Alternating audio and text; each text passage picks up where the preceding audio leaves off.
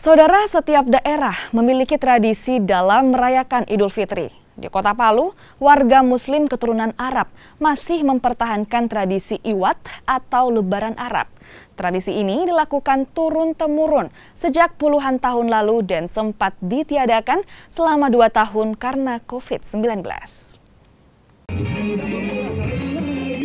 Teman-teman, sahabat. Lebaran Arab dilakukan di hari kedua Lebaran. Warga Muslim keturunan Arab memulai tradisi Iwat dengan mengunjungi satu rumah ke rumah lainnya. Setiap rumah yang dikunjungi, mereka membacakan puji-pujian terhadap Nabi besar Muhammad Sallallahu Alaihi Wasallam serta memanjatkan doa bagi pemilik rumah.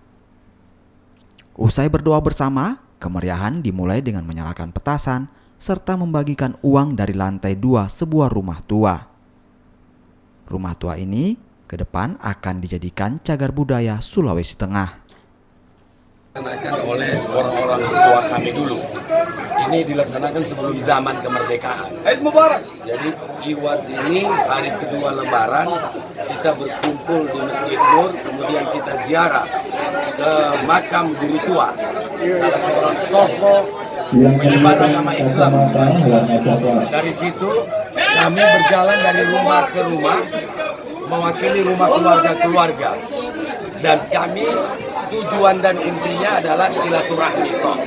Soal menu itu tergantung dari yang punya rumah dengan ciri-ciri khasnya.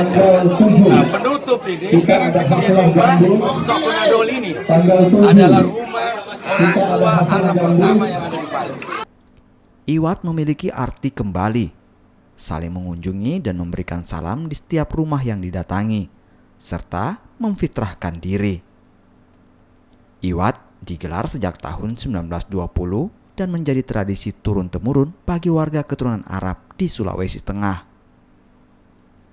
Iwat atau Lebaran Arab juga menjadi ajang silaturahmi bagi warga keturunan Arab yang berada di luar Sulawesi Tengah untuk berkumpul bersama. Rolis Muhlis, Kompas TV, Palu, Sulawesi Tengah.